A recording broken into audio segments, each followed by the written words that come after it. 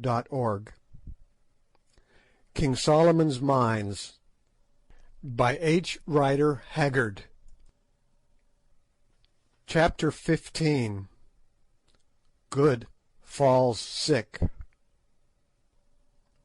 After the fight was ended, Sir Henry and Good were carried into Twala's hut, where I joined them. They were both utterly exhausted by exertion and loss of blood, and indeed my own condition was little better. I am very wiry, and can stand more fatigue than most men, probably on account of my light weight and long training. But that night I was quite done up, and, as is always the case when exhausted, that old wound which the lion gave me began to pain. Also my head was aching violently from the blow I had received in the morning, when I was knocked senseless. Altogether a more miserable trio than we were that evening it would have been difficult to discover, and our only comfort lay in the reflection that we were exceedingly fortunate to be there to feel miserable, instead of being stretched dead upon the plain, as so many thousands of brave men were that night, who had risen well and strong in the morning. Somehow, with the assistance of the beautiful Foulata, who, since we had been the means of saving her life, had constituted herself our handmaiden, and especially Good's, we managed to get off the chain shirts, which had certainly saved the lives of two of us that day. As I expected, we found that the flesh underneath was terribly contused, for though the steel links had kept the weapons from entering, they had not prevented them from bruising. Both Sir Henry and Good were a mass of contusions, and I was by no means free. As a remedy, Foulata brought us some pounded green leaves with an aromatic odour, which, when applied as a plaster, gave us considerable relief. But though the bruises were painful, they did not give us such anxiety as Sir Henry's and Good's wounds. Good had a hole right through the fleshy part of his beautiful white leg, from which he had lost a great deal of blood, and Sir Henry, with other hurts, had a deep cut over the jaw, inflicted by Twala's battle-axe. Luckily Good is a very decent surgeon, and so soon as his small box of medicines was forthcoming, having thoroughly cleansed the wounds, he managed to stitch up first Sir Henry's and then his own pretty satisfactorily, considering the imperfect light given by the primitive Kukuana lamp in the hut. Afterwards he plentifully smeared the injured places with some antiseptic ointment, of which there was a pot in the little box, and we covered them with the remains of a pocket handkerchief which we possessed. Meanwhile Foulata had prepared us some strong broth, for we were too weary to eat. This we swallowed, and then threw ourselves down on the piles of magnificent karrosses, or fur rugs, which were scattered about the dead king's great hut.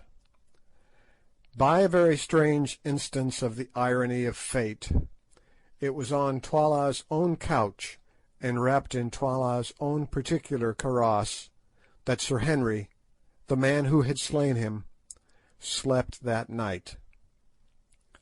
I say slept, but after that day's work, sleep was indeed difficult. To begin with, in truth, the air was full of farewells to the dying and mournings for the dead.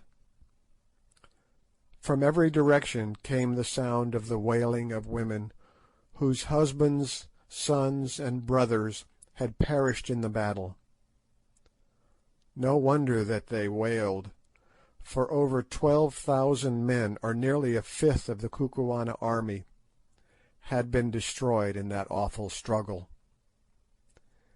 It was heart-rending to lie and listen to their cries for those who never would return, and it made me understand the full horror of the work done that day to further man's ambition.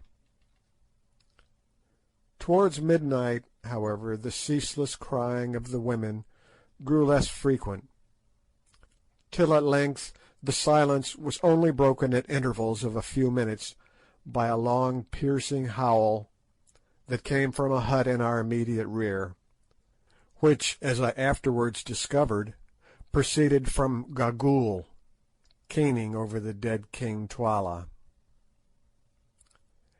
After that I got a little fitful sleep, only to wake from time to time with a start, thinking that I was once more an actor in the terrible events of the last 24 hours. Now I seemed to see that warrior whom my hand had sent to his last account charging at me on the mountain top. Now I was once more in that glorious ring of greys, which made its immortal stand against all Twala's regiments upon the little mound. And now again I saw Twala's plumed and gory head roll past my feet, with gnashing teeth and glaring eyes. At last, somehow or other, the night passed away. But when dawn broke I found that my companions had slept no better than myself. Good indeed was in a high fever, and very soon afterwards began to grow light-headed, and also, to my alarm, to spit blood, the result, no doubt, of some internal injury inflicted during the desperate efforts made by the Kukuana warrior on the previous day to force his big spear through the chain armour.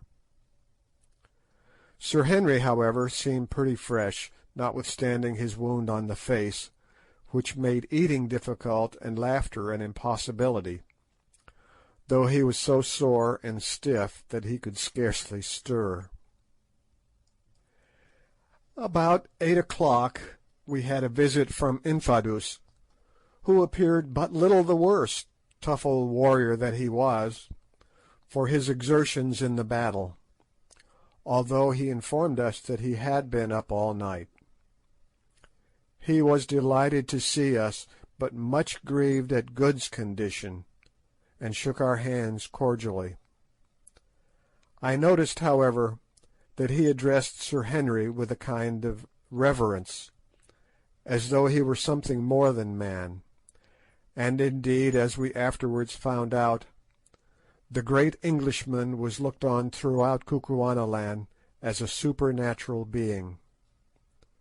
No man, the soldiers said, could have fought as he fought, or, at the end of a day of such toil and bloodshed, could have slain Twala, who, in addition to being the king, was supposed to be the strongest warrior in the country, in single combat, shearing through his bull neck at a stroke. Indeed, that stroke became proverbial in Kukuanaland, and any extraordinary blow or feat of strength was henceforth known as Incubu's blow.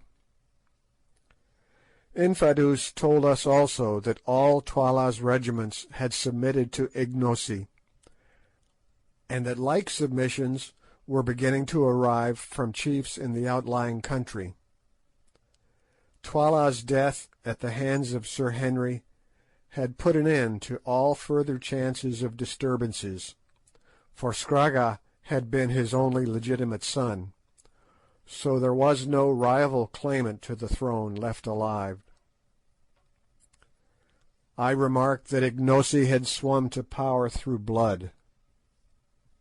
The old chief shrugged his shoulders. Yes, he answered, but the Kukuana people can only be kept cool by letting their blood flow sometimes. Many are killed indeed, but the women are left, and others must soon grow up to take the places of the fallen. After this the land would be quiet for a while. Afterwards, in the course of the morning, we had a short visit from Ignosi, on whose brows the royal diadem was now bound. As I contemplated him advancing with kingly dignity, an obsequious guard following his steps, I could not help recalling to my mind the tall Zulu who had presented himself to us at Durban some months back, asking to be taken into our service, and reflecting on the strange revolutions of the wheel of fortune. "Hail, O king!" I said, rising. "Yes, Macumazahn, king at last, by the might of your 3 right hands," was the ready answer. All was, he said, going well, and he hoped to arrange a great feast in 2 weeks' time, in order to show himself to the people. I asked him what he had settled to do with Gagool. "She is the evil genius of the land," he answered, "and I shall kill her, and all the witch doctors with her. She has lived so long that none can remember when she was not very old, and she it is who has always trained the witch hunters, and made the land wicked in the sight of the heavens above." "Yet she knows much," I replied. "It is easier to destroy knowledge, Ignosi, than to gather it." "That is so," he said thoughtfully. "She, and only she, knows the secret of the 3 witches yonder, whither the great road runs, where the kings are buried and the silent ones sit. Yes, and the diamonds are. Forget not thy promise, Ignosi. Thou must lead us to the mines, even if thou hast to spare Gagool alive to show the way." "I will not forget, Macumazahn, and I will think on what thou sayest." After Ignosi's visit I went to see Good, and found him quite delirious. The fever set up by his wound seemed to have taken a firm hold of his system, and to be complicated with an internal injury. For 4 or 5 days his condition was most critical. Indeed, I believe it firmly that had it not been for Foulata's indefatigable nursing, he must have died. Women are women all the world over, whatever their colour. Yet somehow it seemed curious to watch this dusky beauty bending night and day over the fevered man's couch, and performing all the merciful errands of a sick room swiftly, gently, and with as fine an instinct as that of a trained hospital nurse. For the first night or 2 I tried to help her, and so did Sir Henry as soon as his stiffness allowed him to move. But Foulata bore our interference with impatience, and finally insisted upon our leaving him to her, saying that our movements made him restless, which I think was true. Day and night she watched him and tended him, giving him his only medicine, a native cooling drink made of milk, in which was infused juice from the bulb of a species of tulip, and keeping the flies from settling on him. I can see the whole picture now as it appeared night after night by the light of our primitive lamp. Good tossing to and fro, his features emaciated, his eyes shining large and luminous, and jabbering nonsense by the yard, and seated on the ground by his side, her back resting against the wall of the hut, the soft-eyed, shapely Kukuana beauty, her face, weary as it was with her long vigil, animated by a look of infinite compassion, or was it something more than compassion? For 2 days we thought that he must die, and crept about with heavy hearts. Only Foulata would not believe it. "He will live," she said. For 300 yards or more around Twala's chief hut, where the sufferer lay, there was silence, for by the king's order all who lived in the habitations behind it, except Sir Henry and myself, had been removed, lest any noise should come to the sick man's ears. One night, it was the 5th of Good's illness, as was my habit, I went across to see how he was doing before turning in for a few hours. I entered the hut carefully. The lamp placed upon the floor showed the figure of Good tossing no more, but lying quite still. So it had come at last. In the bitterness of my heart I gave something like a sob. "Hush!" came from the patch of dark shadow behind Good's head. Then, creeping closer, I saw that he was not dead, but sleeping soundly, with Foulata's taper fingers clasped tightly in his poor white hand. The crisis had passed, and he would live.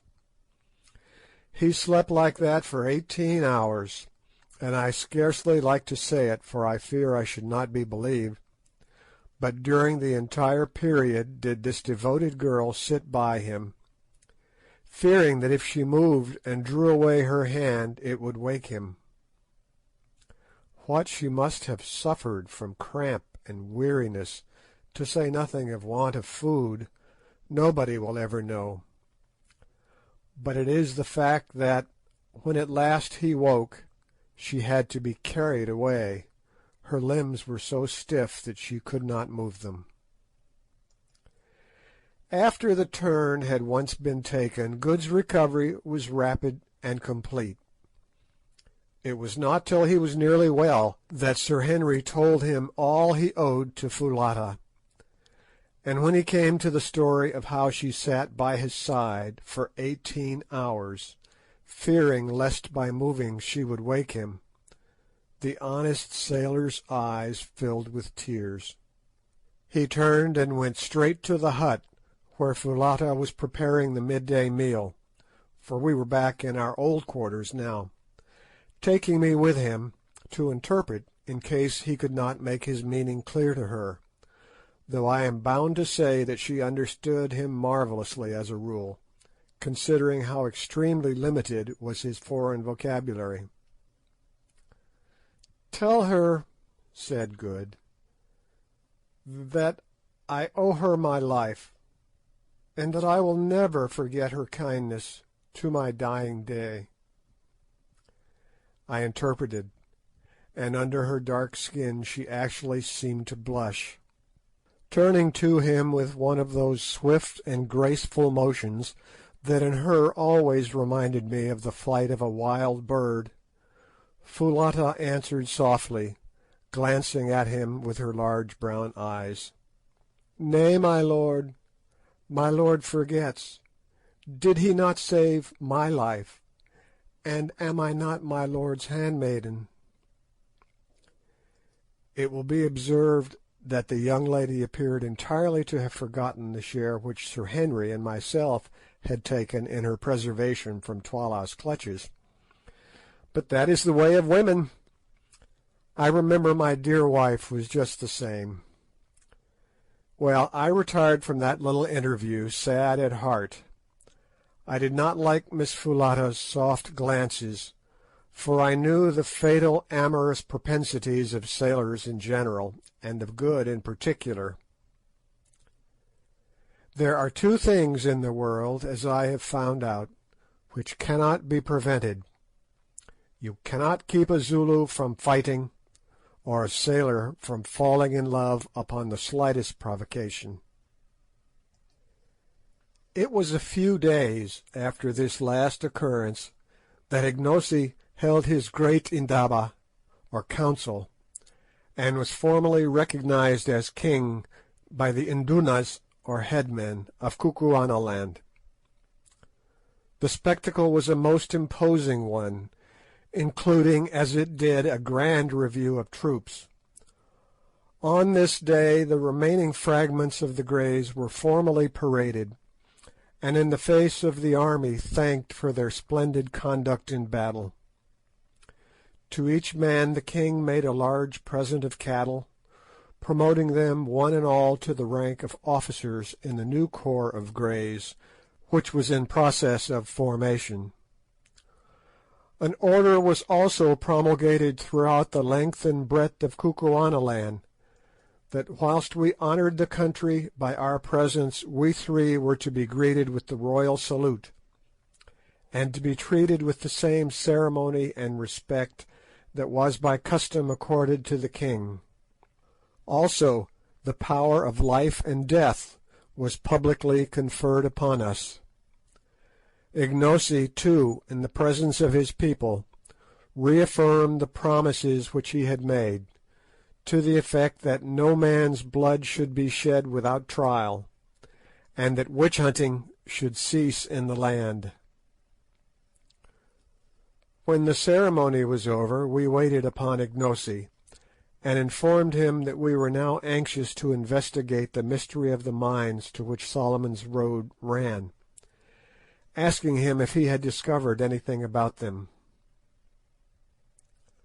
"My friends," he answered, "I have discovered this.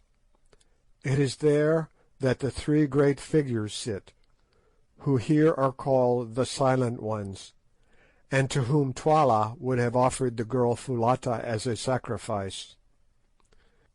It is there, too, in a great cave deep in the mountain, that the kings of the land are buried.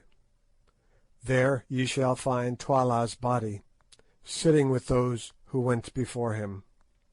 There also is a deep pit, which at some time long dead men dug out, mayhap for the stones ye speak of, such as I have heard men in Natal tell of at Kimberley. There too, in the place of death, is a secret chamber, known to none but the king and Gagool. But Twala, who knew it, is dead, and I know it not, nor know I what is in it. Yet there is a legend in the land that once, many generations ago, a white man crossed the mountains, and was led by a woman to the secret chamber, and shown the wealth hidden in it.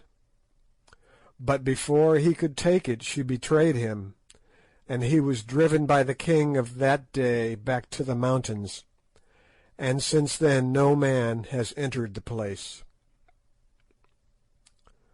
"The story is surely true, Ignosi, for on the mountains we found the white man," I said. "Yes, we found him, and now I have promised you that if ye can come to that chamber, and the stones are there—" "The gem upon thy forehead proves they are there," I put in, pointing to the great diamond I had taken from Twala's dead brows. "Mayhap, if they are there," he said, "ye shall have as many as ye can take hence, if indeed ye would leave me, my brothers." "First we must find the chamber," said I. "There is but one who can show it to thee, Gagool."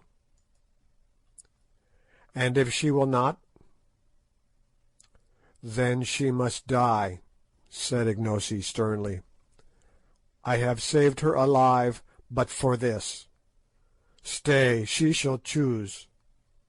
And calling to a messenger, he ordered Gagool to be brought before him. In a few minutes she came, hurried along by two guards, whom she was cursing as she walked. "Leave her," said the king to the guards. But as soon as their support was withdrawn, the withered old bundle, for she looked more like a bundle than anything else, out of which her two bright and wicked eyes gleamed like those of a snake, sank in a heap onto the floor. "What will ye with me, Ignosi?" she piped. "Ye dare not touch me. If ye touch me, I will slay you as ye sit. Beware of my magic." "Thy magic could not save Twala, old she-wolf, and it cannot hurt me," was the answer.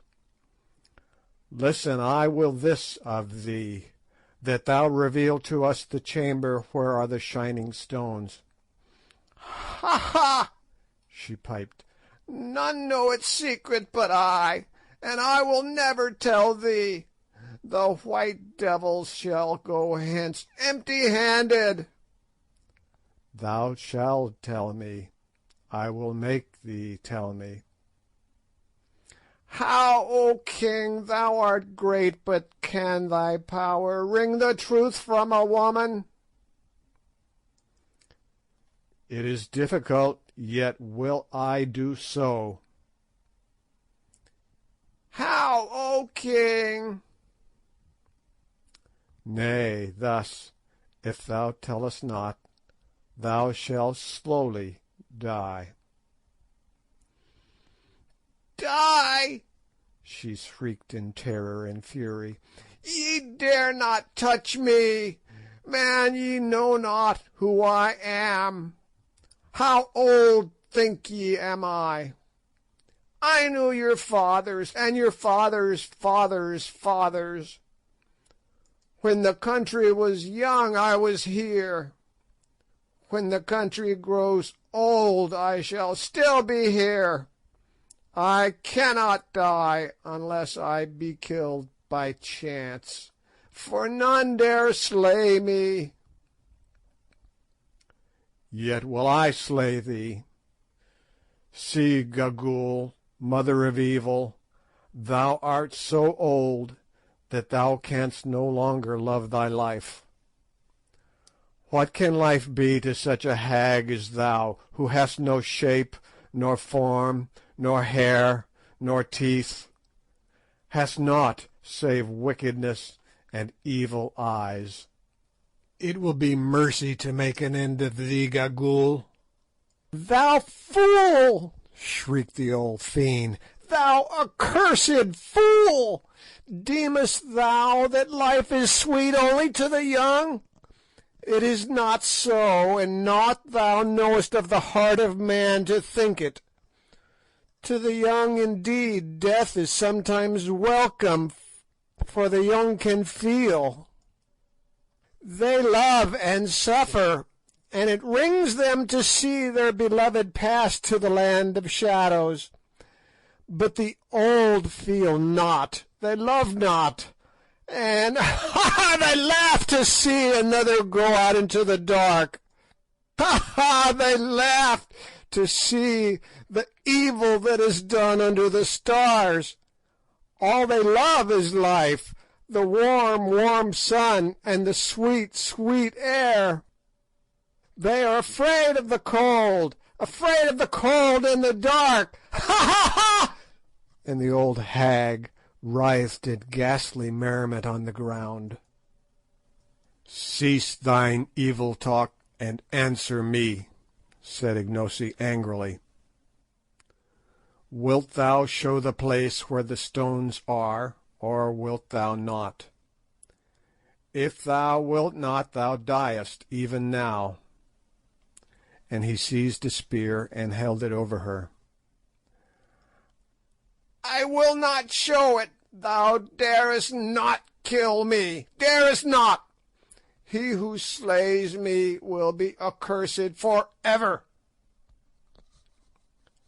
Slowly Ignosi brought down the spear till it pricked the prostrate heap of rags.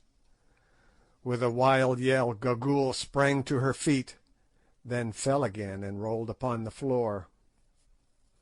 "Nay, I will show thee, only let me live.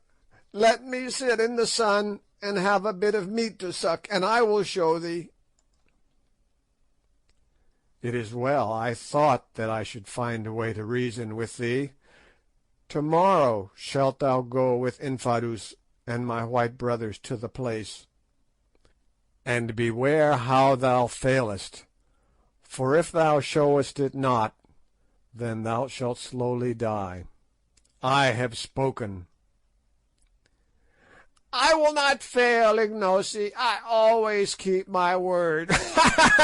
Once before a woman showed the chamber to a white man, and behold, evil befell him." And here her wicked eyes glinted. "Her name was Gagool also. Perchance I was that woman. "Thou liest," I said. "That was 10 generations ago." "Mayhap, mayhap. When one lives long one forgets. Perhaps it was my mother's mother who told me. Surely her name was Gagool also. But mark, ye will find in the place where the bright things are a bag of hide full of stones. The man filled that bag, but he never took it away. Evil befell him. I say, evil befell him. Perhaps it was my mother's mother who told me. It will be a merry journey. We can see the bodies of those who died in the battle as we go. Their eyes will be gone by now, and their ribs will be hollow. Ha ha ha!" End of chapter 15.